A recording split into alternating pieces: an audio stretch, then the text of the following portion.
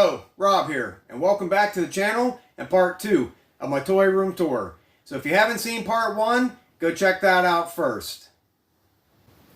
So today I'll pick up where I left off and start by showing you my G1 Transformers. Now if you're not familiar with the Transformer line, G1 refers to Generation 1, which was produced from 1984 to 1990. I currently own over 100 boxed and or carded G1 Transformers, which is only about a third of the total number that I need. Now I use the Trans Manual Part 1 and Part 2 as a checklist and a reference guide when I'm out hunting for Transformers. Now as I mentioned in Part 1 of my video, I went to my first toy show back in 2000, and at this show it was all about the Transformers. I bought some of my favorite Transformers to include Jetfire, Devastator, Soundwave, Sideswipe, Sunstreaker, Wheeljack, and Mirage. Now at the time I had purchased these guys loose and they didn't have the boxes, so I went back and purchased the boxes separately. But back then it was a lot easier and a lot cheaper to do so. So now it's time to transform and roll out and take a look at my G1 Transformers. So here in the first shelf we have some of the smaller Autobot Minibots on card. Now not all these cards are completely sealed. Some of them, such as Cosmos, as you can see there, the bubble has been carefully peeled back to remove the figure. Then we have Blaster and some of his cassette tapes. We have First Aid on card, one of the Protectobots that form the Mighty Defensor. And if you're not familiar with the combiners, basically it's 5 robots that form one giant super robot. And these were released one of two ways. The first way being that the leader was released in a box, while the other 4 vehicles that form the arms and the legs were released on card. And then the second way they were released was in a gift set, which had all of them at one time. So there we have Silverbolt, the leader of the aerial bots, Skids, one of the Technobots on card, a couple of the Autobot headmasters there, and Hardhead and Chrome Dome, along with Skylinks. And here are 2 examples of the combiner gift sets. There are the aerial bots to form Superion, and all the Technobots to form Computron. We have Omega Supreme and Jetfire, who is one of my all-time favorite Transformers. However, in the cartoon series, he was called Skyfire. First appeared in Season 1, Episode 13, Fire in the Sky. He was discovered by the Decepticons buried in the North Pole when they were draining the Earth of its energy. He was a former friend of Starscream, and he became a Decepticon for a short period of time before joining the Autobots. What a pity you've lost! Skyfire, destroy Optimus Prime! Crush him and all the Autobots once and for all! I take no orders from you. I am an Autobot now.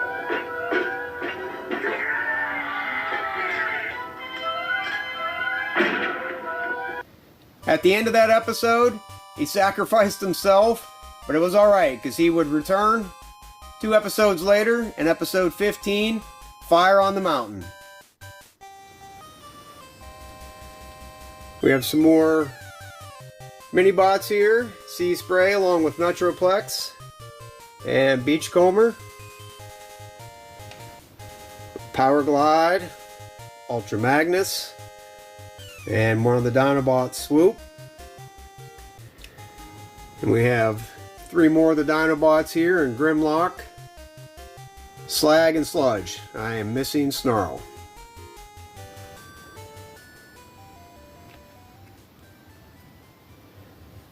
Some more of the Autobot cars here. Jazz, Blue Streak, Hound, Sideswipe, Sunstreaker, and Prowl. Moving down, we have some Decepticons here. The Stunticons, another combiner. all 5 form Menasor. And we also have Onslaught there, the leader of the Combaticons. And probably one of my favorite combiners, Devastator.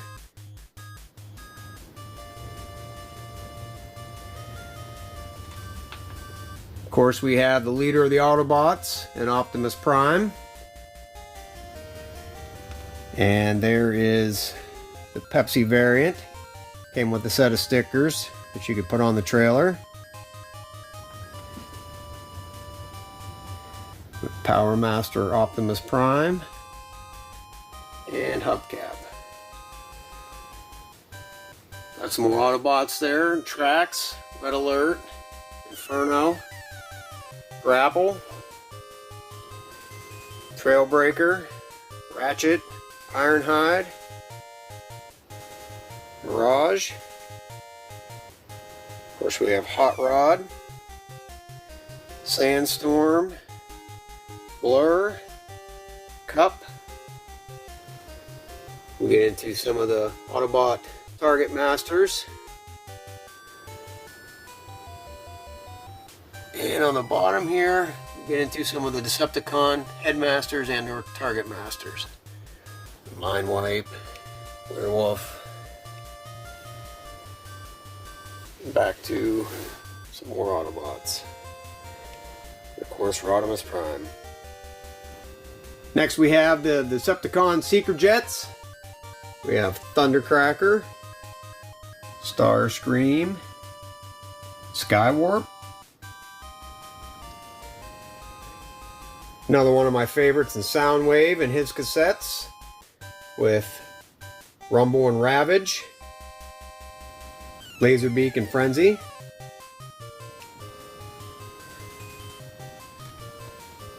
We have some of the Insecticons here, and Shrapnel, Bombshell, and Kickback. There's also a series of deluxe Insecticons, which I don't have those yet. Moving down, probably one of the coolest Decepticons in Shockwave. Kind of got the raw end of the deal, got stuck staying on Cybertron, guarding the space bridge. And of course you have the leader of the Decepticons and Megatron. We have the other 3 Seeker Jets in Thrust, Dirge, Ramjet. Then on the bottom here we get into a couple of the Triple Changers, an Astro Train and Blitzwing. And some of the Duocons, Flywheels there, and Battle Trap. Let's move on to the next shelf. We have Scourge and the awesome Scorponok. Got Ape Face there, along with Pounce of Wingspan. Cyclonus. And once Megatron was killed off, Unicron converted him to Galvatron.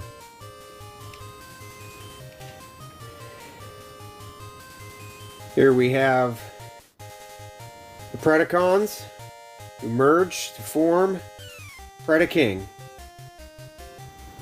Together, they combine into a hair-trigger horror, the giant robot Predaking. Predacons merge to become Predaking! You know, the top shelf here, we have one of the Combaticons there. The Terracon leader, Hungar. Alright, let's take a look at the last shelf. So on my last shelf of Transformers here, I have the 2 Jump Starters and Top Spin and Twin Twist. We have Decepticon Double Dealer, along with my first and only boxed Pretenders. And on the bottom shelf here, this is another version of the Predacons and Predaking. This is a gift set.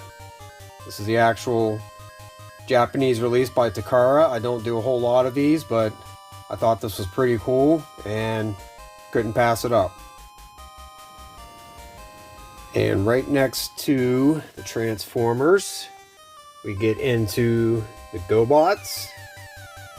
So there we have the command center.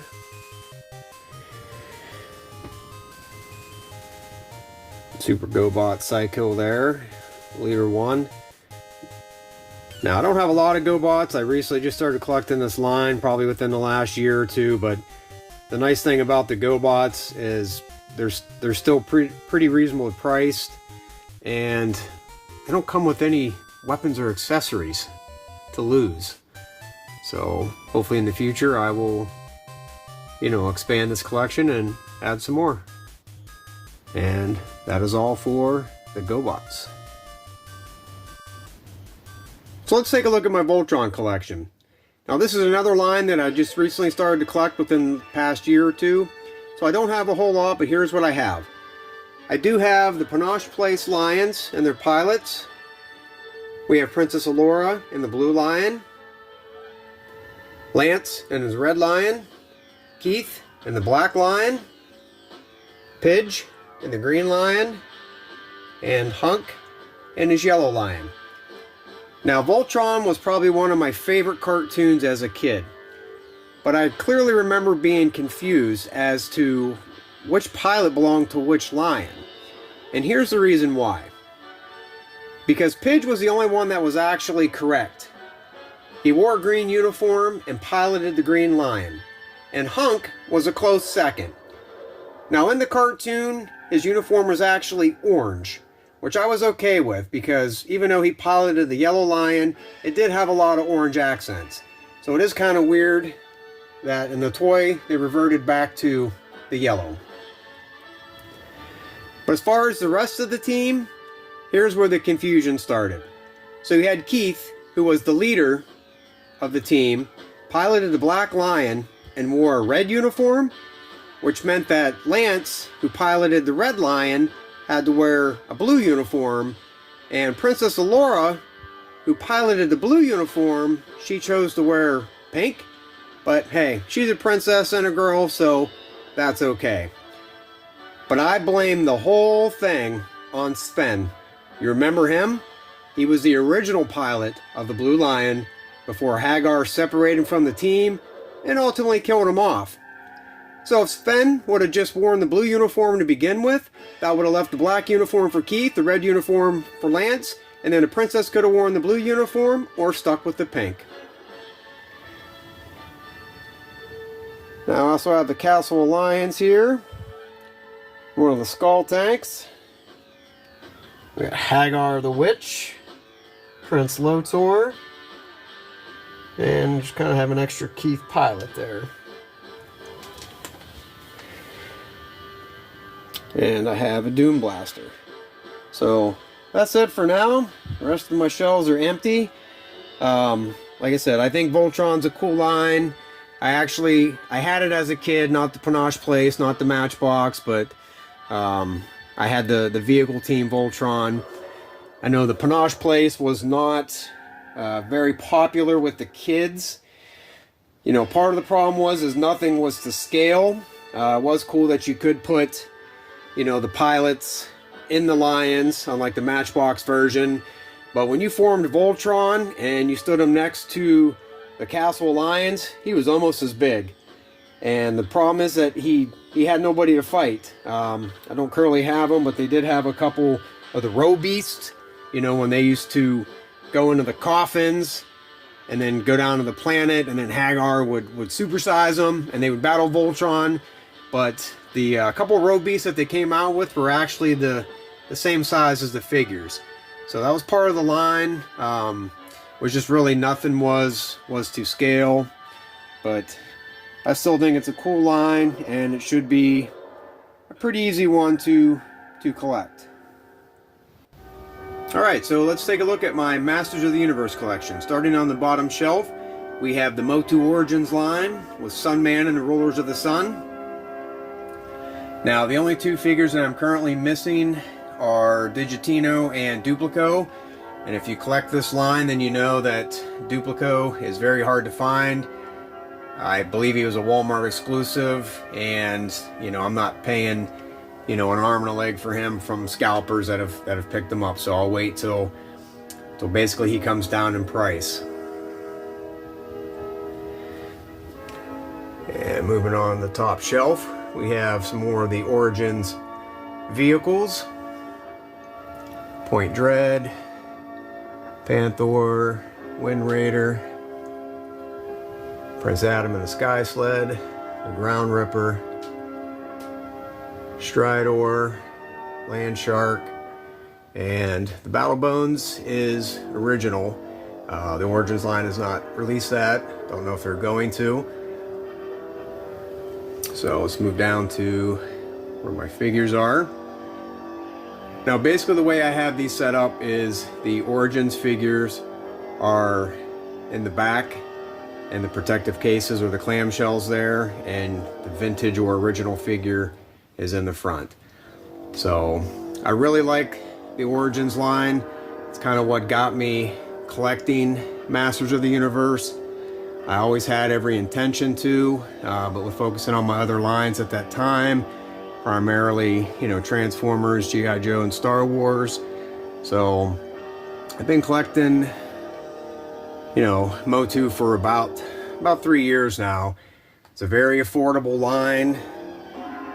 Still pretty nice that you can, buy a original, Motu figure for the same price as a current modern figure.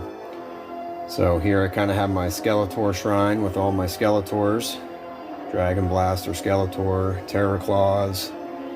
We have Panther there.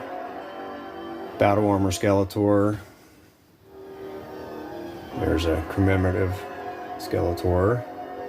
Some other miscellaneous items. And on the other side is my He-Man shrine. So that's kind of where I have all my He-Mans.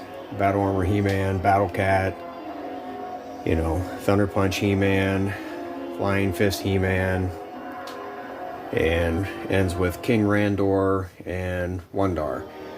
Now that is just another Origins Wondar. I do not have an original Wondar or Wonder Bread He-Man. I consider that a grail item, and it's definitely on my list. So moving down, we have the Evil Horde with Hordak, Monstroid there. Did some army building with some of the Origins Horde troopers, along with the Slime Pit, Fright Zone, Modulok there with Mantenna, Dragstore. Of course, you gotta have, the original Castle Grayskull with Point Dread. Prince Adam out there. And this is original Snake Mountain.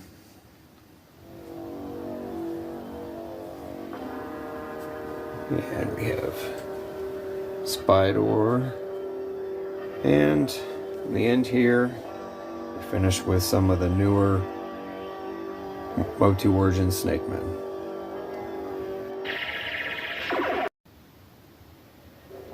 And here we have some more of the Origins figures. As you know, that this year was considered Year of the Snake Men.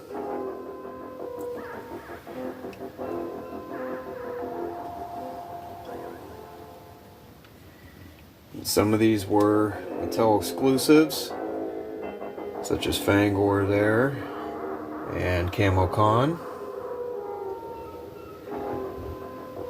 We have Lady Slither, Skeleton Warriors. Now, you may or may not be aware, but the Origins line is coming to an end. By my calculations, there's about 10 figures remaining that they have not produced yet, as far as, completing the original or vintage run. So it's hard to say how many additional characters they're going to make. apparently they're gonna not be at retail stores anymore. Only gonna be sold on, Mattel's website. So hopefully they up their quantities, because some of these figures have been hard to get. There's the Walmart exclusive flocked Mossman. Definitely one of the best figures that Origins has done this year. I was kind of skeptical of paying the $35, but was able to find him at my local Walmart. Bought 2 of them, one to keep in the box and one to put the additional head and the armor on.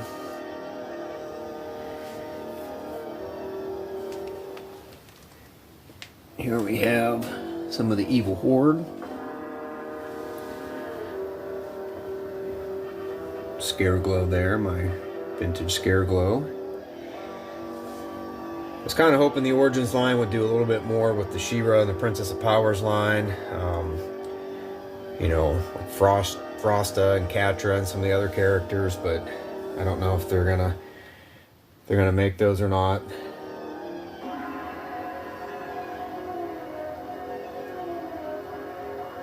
Horde Trooper there and Hordak. Grizzlor, which that was another one of those Mattel exclusives.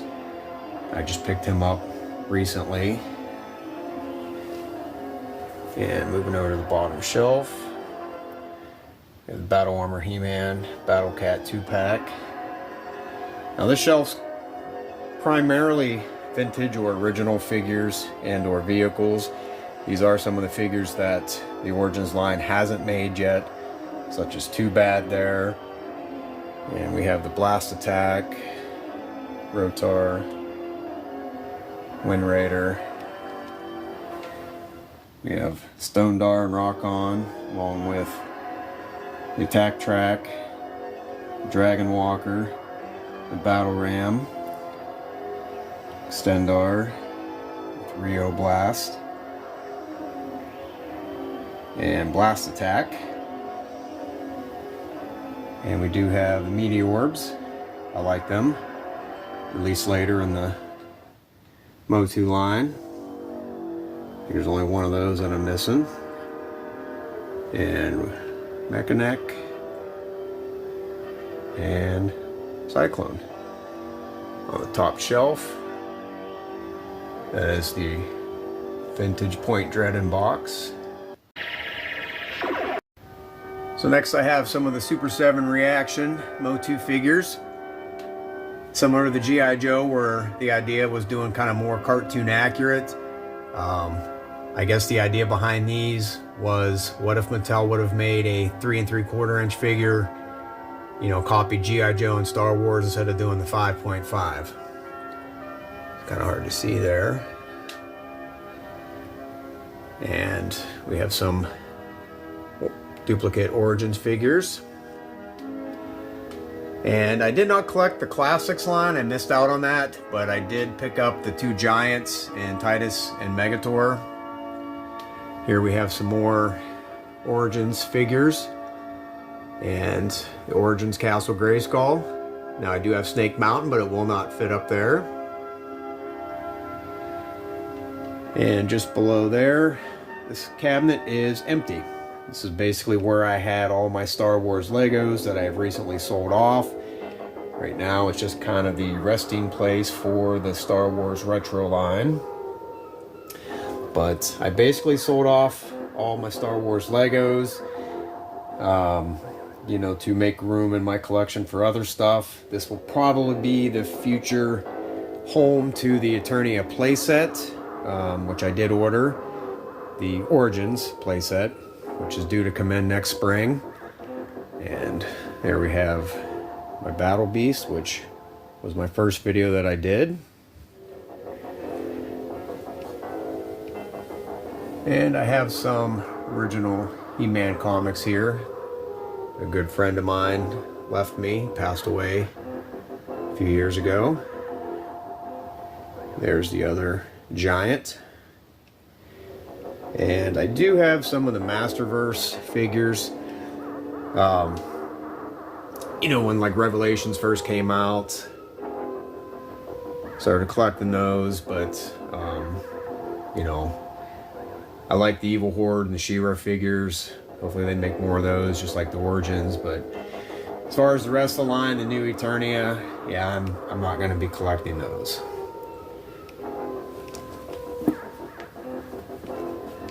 And here I have the rest of the Super 7 reaction figures.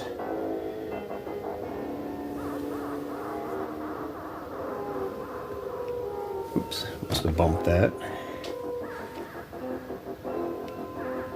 And that's it for Masters of the Universe. Let's move on to the last section here. I've actually changed this up a few times. Originally I had Funko Pops in here, some of the Motu, Transformers, and G.I. Joe. Sold them off recently. We do have the Mega Constructs, Castle Grayskull. I love this line when it first came out. It's kind of dropped off though. They did do a snake mount, which I haven't picked up. And the last I saw, Mattel's website had one of the towers of the Eternia. So I don't know what's going on with that. Some more random stuff here. Some Eternia minis. The He-Man, Battle Cat, Skeletor, and Panther from the Super 7 line. And some of the DC Primal Age figures. I do have the Bat Cave in a box. I may actually customize that and use it for Hordak. One of the pops I did keep was Sergeant Slaughter. Hoping to get that autographed.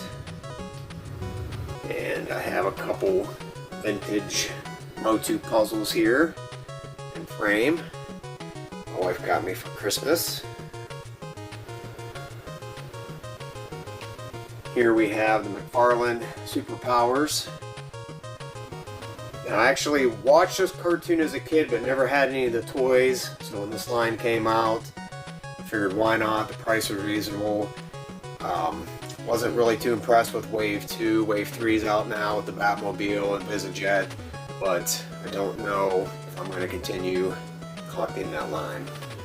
But one line that I'm definitely going to be collecting, was kind of late to the game on these, was G.I. Joe Classifieds. So I recently just got into collecting those. And then I do have some vintage mint on card G.I. Joe figures.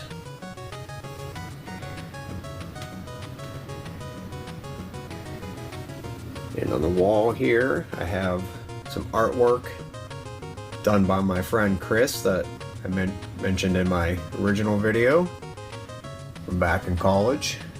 He knew I was a huge toy fan and did those for me.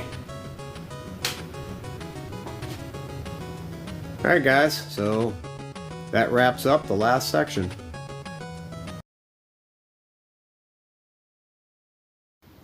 So that's going to do it for this video today. I hope you enjoyed it and thank you for watching. But stay tuned as I have a lot more videos to come. Now that I've shown you my toy room and collection, it's time to move on to some toy hunting and hauls. So as always, feel free to leave any comments down below. Help support the channel by clicking the like button, and if you haven't done so already, please subscribe.